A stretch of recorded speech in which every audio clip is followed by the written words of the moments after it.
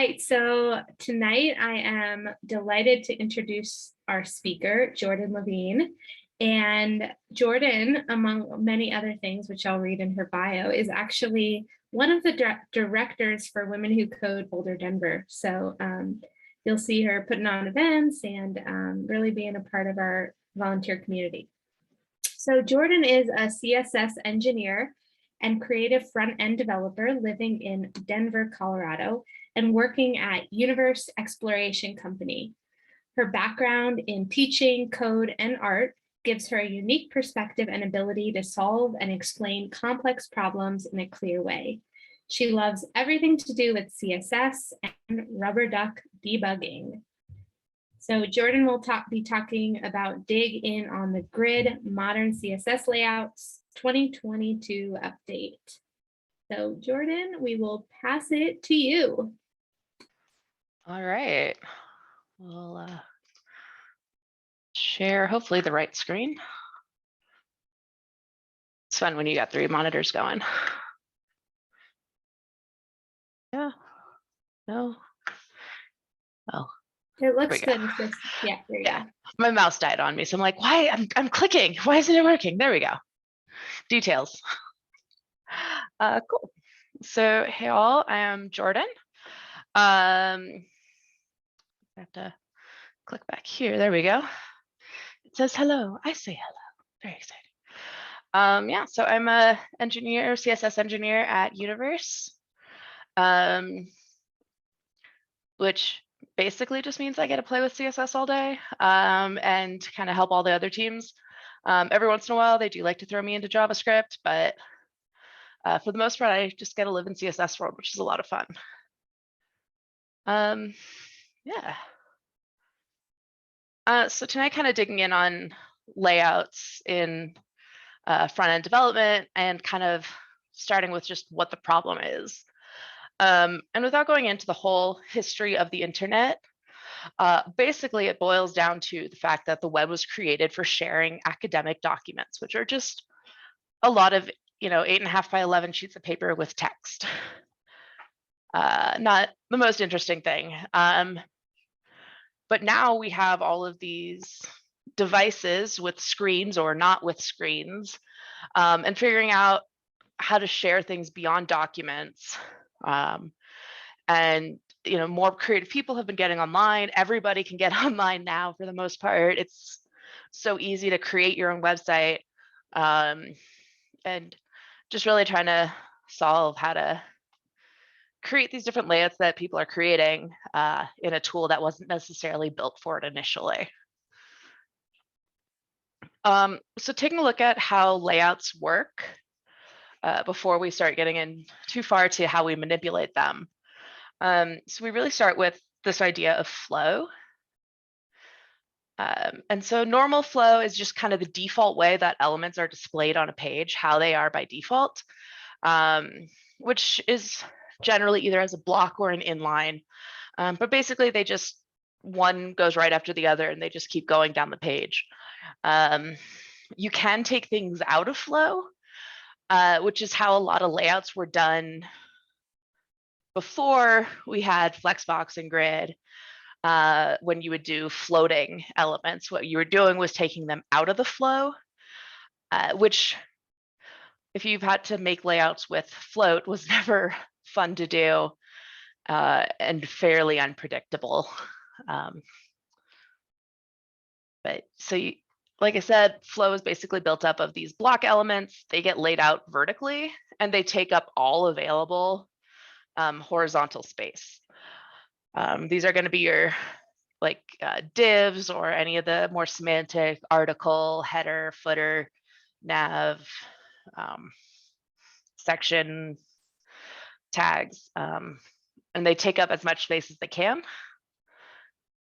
And then you also get your inline elements, which are going to be like spans that don't block off huge amounts of space. And they just really help, like understanding this tends to make using layouts a little bit easier. Cool. So one of the first tools I wanted to look at was this new multi-column spec. And basically, when you used to try to make a multi-column layout with a lot of text, you had to really think about it. And as a developer, you had to know what the content was. So that you could mark it up correctly to put it in these columns. So you're adding all these extra containers based on if you want it in the first, second, third, fourth column.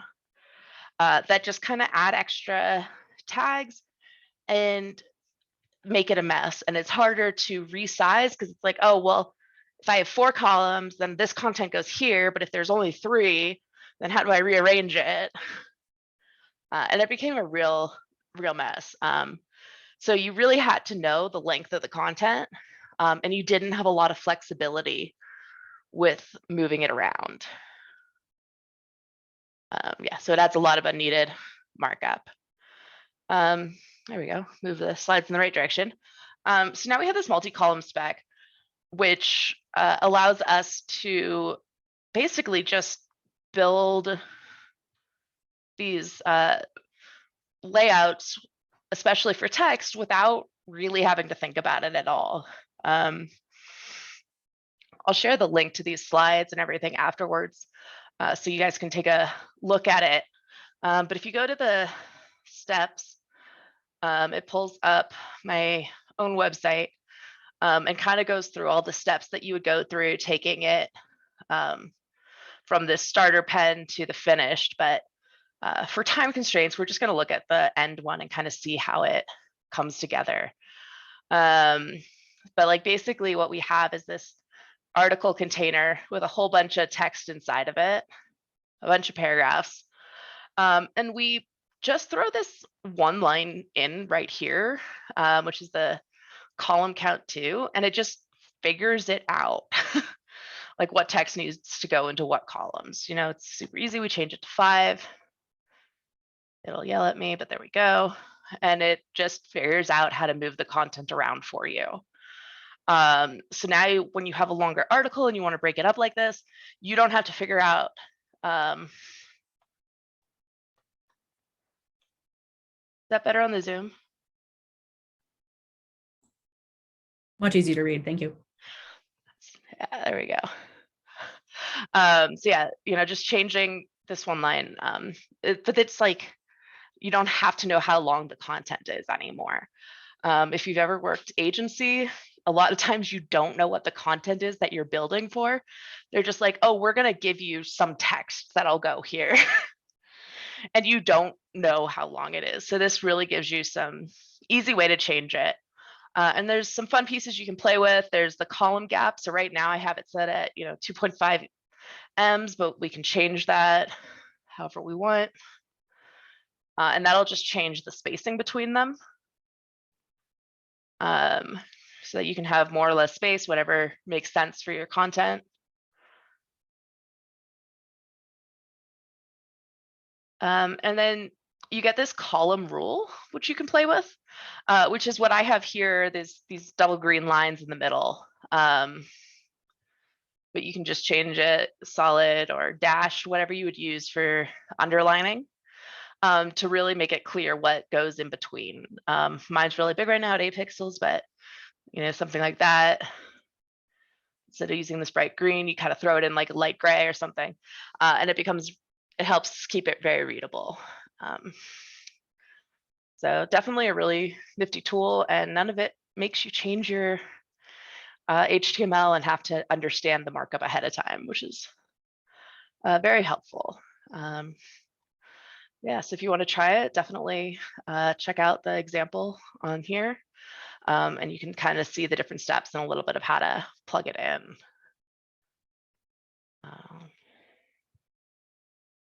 So if you want to adjust for screen sizes, you can do that with pretty simple media queries. Where is it? There we go. You just throw in a media query and change the column number, but I'm going to do this backwards because I always do.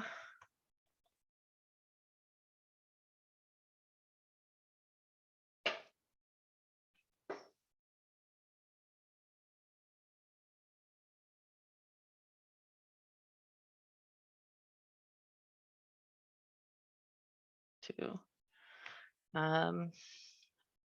So on the larger screens now, since I did this backwards, because, you know, so on the larger screens, there's 2. And when you get really tiny, it jumps into 5. So maybe that's backwards from what we want, but switch that up and it might work a little bit better. And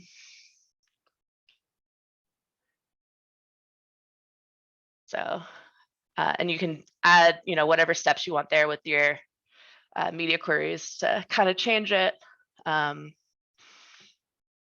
that it just readjusts for you as you go. But you don't have to readjust the HTML, which is something you would have to do previously before this was there. It does still have some limitations because you can't set the width of the columns individually. So I can't say that I want my first column to be, you know, 100 pixels or half the screen or anything like that. It just figures it out and says, okay, if you have 5 columns, this is the size they all have to be to fit exactly even.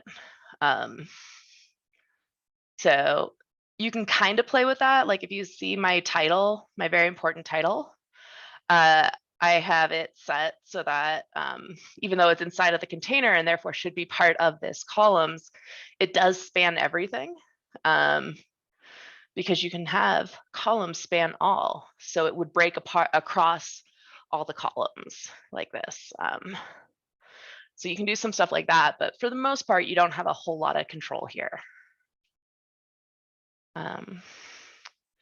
which can get frustrating. So you don't have that, and you get a little bit of limitation around design just because there's only you know, some set dividers that you can do. You don't really get a choice to add in images or things like that. But it's pretty neat for long chunks of text. Whenever I talk about CSS things, I do like to throw up the support for it. And this one at like 93% globally, you're probably pretty good. You'd have to check specifically what, you know, the browsers for your user base are, but for the most part, you should be okay. And I like to use it as more of a progressive enhancement. So it's nice if it goes into these columns. It looks better. I like it better. It's easier to read. But if it doesn't, it's not going to break everything. The user will still be able to see and read all the text. It might just span a lot more of the screen.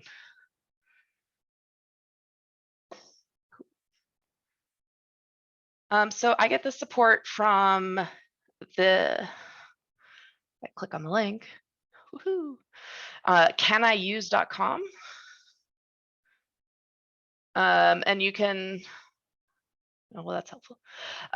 You can kind of search for whichever thing you want.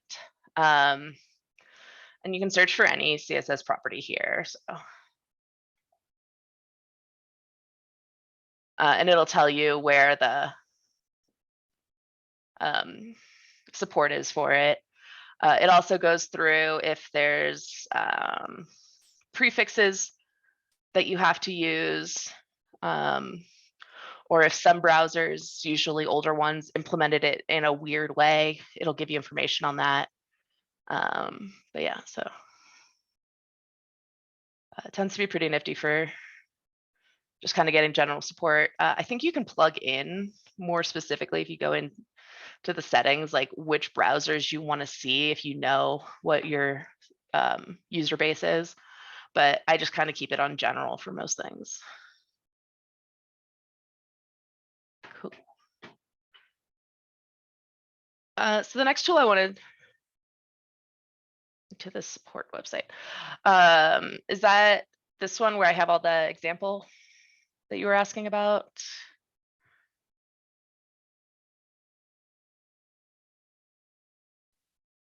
That's the caniuse.com. I'll share that one as well. Oh, someone else got it for me. There we go. Cool. So the next tool I wanted to take a look at is Flexbox. And Flexbox is really designed as a, there we go, click the button, one-dimensional layout model. It gets paired with Grid a lot. And there's a lot of confusion that people have where they're like, oh, Grid replaces Flexbox. And it's really not meant to replace Flexbox. It's a tool to be used alongside it. They have very different purposes. So it's just kind of figuring out what you need it for. But Flexbox is really good at laying things out, adding some space distribution between items and aligning them, but only when you're working in one direction. But it's still very powerful.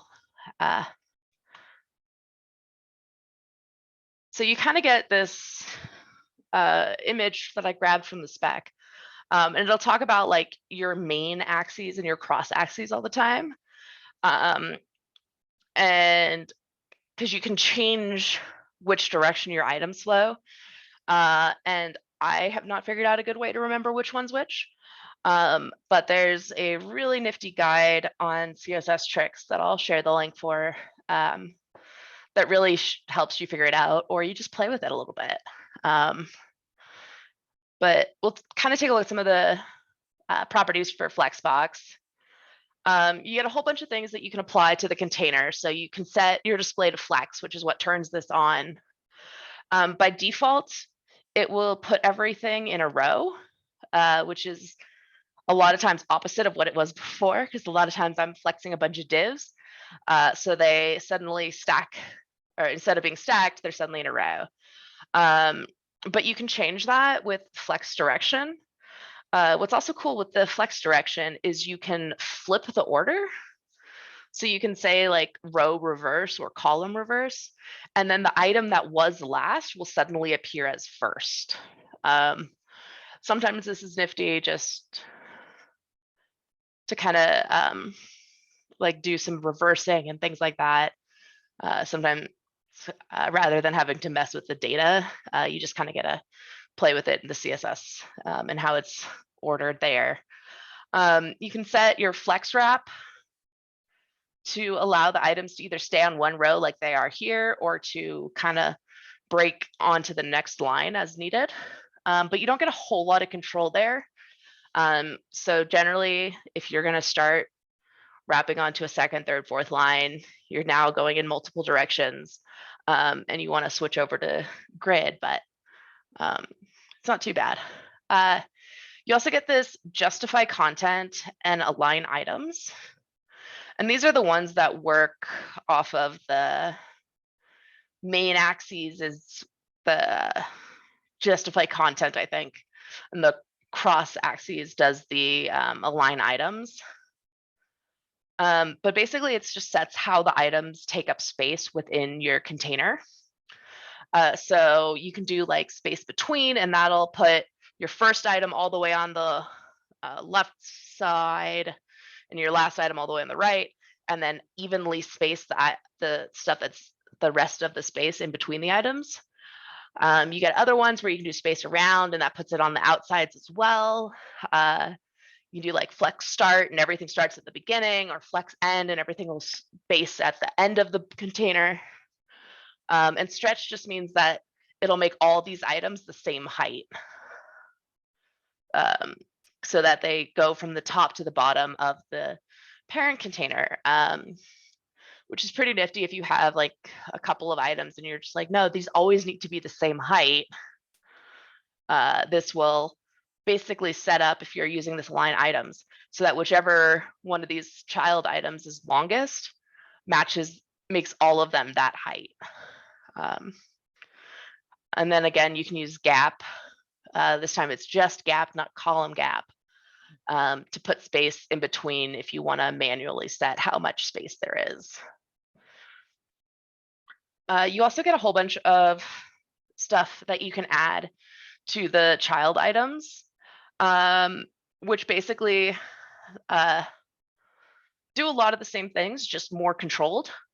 So like where you can do your flex direction and change it from, row to reverse row, you can also change the order of an item. Like if you suddenly decide that this second item is the most important and you want it to show up first, you can give it an order of 1 and it'll bump it to the front of the line. And just because you give one of them a order number doesn't mean you have to give all of them. You can give specific ones order numbers, and then everything else will just kind of fall into place based on whatever order you entered it in the browser. You get this grow, shrink, and basis, which basically just help determine the size of each of the child elements. So if you make the grow larger number, it'll allow it to be a larger amount of space. It's really unpredictable and not always super easy to figure out what you're doing there. But you can definitely play with it a little bit and get the pieces how you want for the most part. But it is called Flexbox. It is meant to be very flexible. So the more you try to control it, the less it will behave. Yeah, this is the CSS Tricks site where they like have these great visuals for all the different properties you can add. Definitely have this bookmarked and pull it up all the time. Eventually, I will give in and be nerdy enough to get this printed and put on my wall behind me with how much I look at this poster. It's also just really pretty for like a how-to code. So the CSS Tricks link I will throw here. That is, yeah, so that one's pretty helpful for kind of visualizing all the things. And it exists as a resource, so I didn't want to recreate it in my slides. So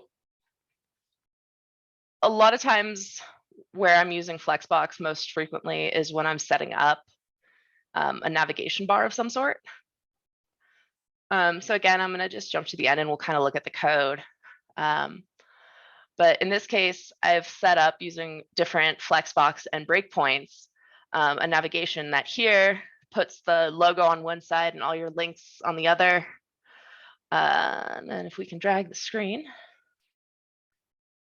And as it gets smaller, it switches so that they're on different levels. And then when you get really tiny, it just kind of stacks. I'd probably add some JavaScript in theory so that it's not always open and taking up half my screen. But at least just kind of gets you an idea. So we'll do that and look at the CSS because it's the mobile first stuff. So for here, if I throw it so that it shows the, there we go. There's really not a whole lot that I've done here like this. I could use Flexbox here, but I haven't because this is the way that the elements naturally want to flow. But once you start jumping up to the medium screen, here we go. Again, you don't have to add that much. It's the display flex and space around for the list items here. And it just automatically figures out how to space them out. I did space around because I liked space on the sides, but if you don't want that, you can do like space between. And it'll push those out to the edges. And it just kind of figures it out. I don't have to think about it. If I added more links, again, I don't have to recalculate all of my spacing. It just is like, okay, cool. Now there's 5 links. It's going to figure out what the spacing between them all needs to be. If I make one of them really long, it still figures it out, like what the space needs to be. So if you're doing like agency work or whenever you don't have control over the final content, which is normal for dev, it kind of figures it out for you even when they change the text on you, which is pretty helpful. Otherwise, they come back and they're like, oh, you need to fix this every time they change the link names. And then here, I guess I wasn't really accounting for such a long one because there's no space now, but we can fix that. So under the large screens, I added flex to the whole nav with the space between. So basically it just sends my logo over to one side and my nav on the other. And then down here, we still have flex on the links, and we gave it a min width. And here we can add a gap as well, like 10 pixels. And that should force some extra space between them. So now it doesn't really matter how many things. We can add more space because that's not super obvious, to kind of get it spaced between. So it's pretty nifty for stuff like this. It's also the easiest way if they want you to vertically center something, or if they're like, you're going to have a box, put this exactly in the center of it. Flexbox tends to be a really fast way to do that. You can just do the justify content, you set it to center, and then you do an align item center, and it'll basically perfectly center things for you all the time. But these are kind of the ways I use it most frequently.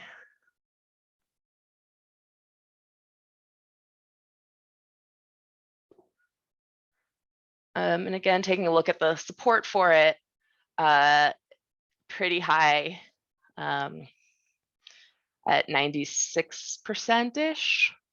It's the funky green is basically you have to prefix it because Internet Explorer likes to make things difficult. So if you are supporting IE11, which hopefully you're not supporting past June, I think is when Microsoft is officially killing it. You have to use that, but otherwise it works pretty well. It's been supported for a while in all major browsers. So usually pretty safe to use. So then my favorite tool is the CSS Grid. And Grid is really designed for kind of the two-dimensional. So where Flexbox limits you a little bit and controlling multiple directions at once, Grid is really there for that. It can also help you kind of visually divide a page into major regions. So it's pretty cool the way you can kind of draw a layout in CSS with this tool. We do get a new length unit with Grid, which is the fractional unit, or FR. And this is pretty fun because it, again, means less math. So you can just kind of say, I want this thing to be one fraction. And it's like, okay, cool. And I'm like, well, this other one should be twice that. So it's going to be 2 fractions. And then it'll figure out the math for you, and you don't have to figure out how to tell it 33.33% for this. And oh, now I've added spacing between. So it's actually like 31% because there's like this percentage of padding and all of that. It's going to figure it out for you. And it does automatically adjust for the gaps. And like I was saying, you don't have to like recalculate as you add more sections. You can kind of just keep adding different fractions and it'll be like, okay, cool. 1 fraction, 6 fractions, whatever. And then there's also some newer CSS functions because functions in CSS are a thing. Although they frequently get overlooked. But this is things that we have now, if I go in the right direction, there we go. Like min max, which takes 2 arguments, which is like a minimum number and a maximum number that you want something to be. So like if you're setting the width of either the container or one of the columns here, you can say that it should never be less than 20 pixels wide or 200 pixels wide, but also like don't go over 600. And then it'll figure out what it should be in between. And you're not having to set like your min width, your regular width, and your max width as like 3 separate things. You can just kind of use this function and throw it in there. CSS also gives you a repeat function so that and we'll show examples of using this, but basically you just tell it how many times you want it to repeat, and then this pattern that you want it to actually do the repeating of. So this could be like a single thing. Like I could just say like repeat time, 10 times one fraction, and it'll create 10 equal columns for me. Or I could say like, repeat 10 times 1 FR, 2 FR, and it's going to create 20 things for me in that alternating pattern of 1 and then 2 and then 1 and then 2 and 1 and 2. Which is really helpful when you're defining your columns and rows in Grid. And hopefully these will start making a little bit more sense once we plug them in with examples, and I'm not just spouting random numbers at everyone. We also have some keywords that they added in, which is this min content and max content, which basically allow you to size things based on the size of the content. So you can set like a minimum width or minimum height to be equal to the minimum amount of space that the content needs to be shown. So these can be kind of nifty as you're playing around with Grid as well. So starting to take a look at some of the different properties we get with Grid is basically, you turn it on with your display grid, just like you do display flex or display block or whatever else. And basically it does nothing by itself. When you turn on display grid, not a lot will change most of the time. But you can start adding things in like your columns. So here we're using that repeat function. So we're taking, telling it that I want 4 columns that are each one fraction. So there'll be 4 equal columns. And now we have a slightly different colored box. So we keep going. We can add in some template rows. In this case, I've said I want the first one to be 100 pixels tall and the second one to be 200. And you just kind of list them out like that. So you get your 100 and 200. And again, we're just changing the color of this box. But here we get our gaps. And this is where you can start spacing them out so you can see the cells a little bit better. So we can use the gap property that we saw with Flexbox to change it all together. Or you can use like column gap to just change the amount of space between your columns, and row gap just to change the space between your rows. So one way I use Grid all the time is by repeating some number of cards. So this might be like little boxes that I create for like a blog, and it'll have like a title and a picture and some text and a button to go look at it. And I just want to repeat them kind of evenly throughout. A lot of times when you use Flexbox, it will do funky things to the last one or the last couple if it's not an exactly even amount to fill out all the different rows. And this really keeps it more solid without having too many issues there. So as I was creating this demo, my friend introduced me to placeholder kitten and cat ipsum. So we have a very kitten-filled demo here. But basically what this is doing, and I think in this one, well, at least open this as well. So this is just has a whole bunch of HTML in it, where I've created these card elements. And they each have a header, which has some title text, a body that has the image and a description, and then our footer that has a button that says more and doesn't really do anything. And I think I've added like 15 of them. So without any real styling, they just kind of stack like this, and not the best quality pictures at this 4K size screen. But you get to really quickly just add a little bit of code to kind of get this built. So we can kind of jump in on the CSS and just to the card not the card. We'll make a new one. That's the grid container. And we'll call it, or not call it, but we'll display Flex grid on it because I am doing grid now. And again, just doing that doesn't actually change anything. But we get to build out this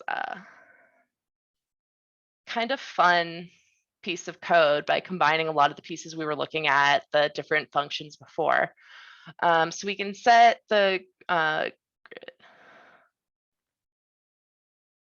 And we can do just like the basic repeat, say for 1 FR, add the comma.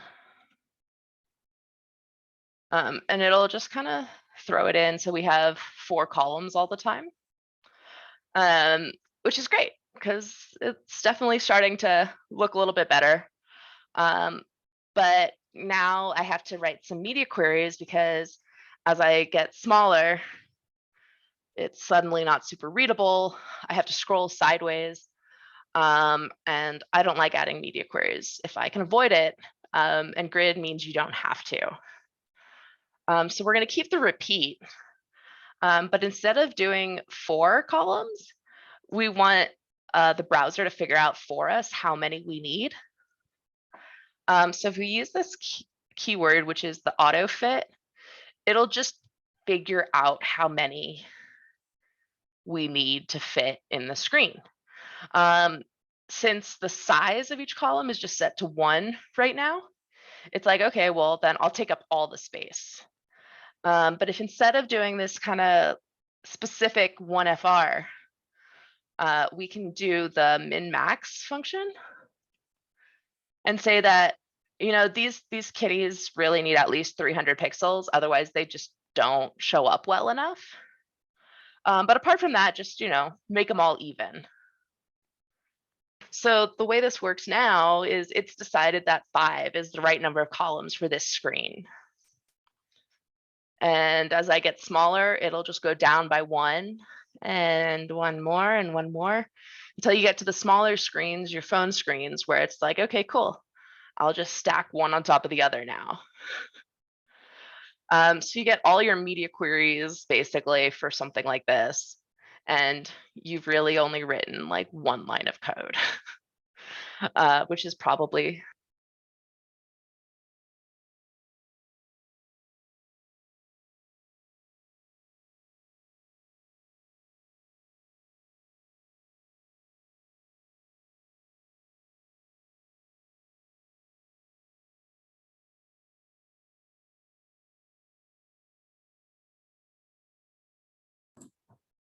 Still can't hear you. How about now? All good. All right, my headphones decided to die on me there. I guess they got tired of me. But yeah, cool. Yeah, so grid can be super powerful for kind of just this type of layout, and really just write all your media queries for you. You don't have to break it up in a ton of spaces. It just figures it out. And the less amount of code I have to figure out, write myself, the less math I have to do to figure out the sizes, all the better. We decide we want some space between them. You just add that gap property. And now your cards can breathe. And you've created this great layout, all of these different breakpoints on it, and you've written almost nothing. So hopefully your company does not, metrics you by lines of code. But really, really powerful line there.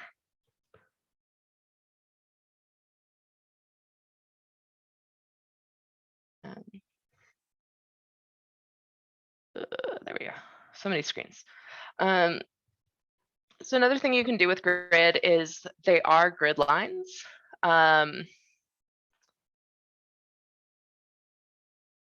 And basically they allow you to place items however in like whichever spot you want. So you can tell it to start at line 1 or line 4. Because this is computer science and everything is 0 indexed, grid decided to make it difficult for you. and they start at 1. But there is this nifty thing where they also end at -1. So this last line could be 4 or it could be -1, which makes it pretty cool for putting items in their different places. I'm gonna jump around a little bit. The last thing that is really my favorite with Grid is this like named areas. So this is named like a holy grid layout, and creating this using floats is a pain. But you can do, if we jump in here real quick, I'm running out of time. I talk too much. But you set up this grid template areas and you just say that there's kind of 2 columns here, like this left side and this right side, but the header should be all the way across. And then the next line down, we have the aside, but then we also have this tiny little nav. Then we have another aside because it's going to stretch 2 spans here. We got the main and then the footer. And then you just tell it like, header, I want you to live in the header space. And it's like, okay, cool. And that's really all you have to do. I've added some sizes here to my columns and rows by basically saying I want the left side to only be 1 fraction and the right side, where most of it is, to be 4, but we could change that, bump it up a little bit to keep the aside smaller. We could say that, the aside should always be 200 pixels and mix our units here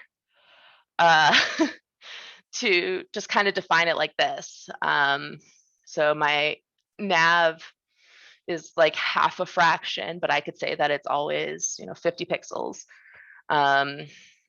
And you really get to get a lot of layout control for basically nothing to throw these things in. And I'll definitely share the slides and everything so you guys can look into this a little bit closer. I'm definitely pushing time here.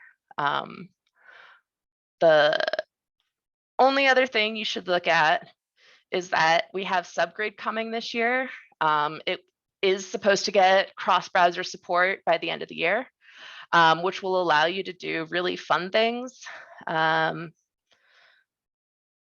So if you look at the kitten one again, it will, if I'm using the right browser, which I'm not right now, but basically it'll set it up so that even when the title's really long, all the pictures would line up next to each other. There's not a ton of support for it right now. I think it's just Firefox that supports it. But I've written out in wherever it is over here, kind of just how you would set it up down here under the subgrid. But you set it up at the card as a grid, and you get to tell it to be a subgrid for the rows, and it'll just line it up so your titles, images, and everything all line up together. And yeah, that's most of what I got. The whole bunch of extra links for different resources that might be nifty if I show the right screen. And yeah, that's most of what I got. So hopefully that was some fun things. I will share all of these links in chat and such. I am on the Women Who Code Slack, so if you're playing with these and have questions, it's my favorite topic. So feel free to bug me and be like, I'm trying this and it's not working. What did I do wrong? And someone was asking for some different tips and like troubleshooting and things like that. Definitely hit me up because I like all these things. So I will gladly nerd out about them all the time. Yeah, so the slides are there. There's links through the slides to all the different things, but somewhere here, just a straight link. Oh, sorry, I didn't mean to send that directly to you, Jen. Everybody, there we go. Is a code pen collection that has all the different demos that I was using. And this kind of hopefully helpful write-up that kind of explains the different lines of code that you're adding in on my page. Yeah. Sorry, I talked too much. This was awesome. I definitely learned a lot. And those of you who are in our Slack channel, if you'd like, you can join the monthly Tech Night channel, excuse me. And I'll post all these links in there as well, and let you know when the YouTube video is updated if you want to rewatch this.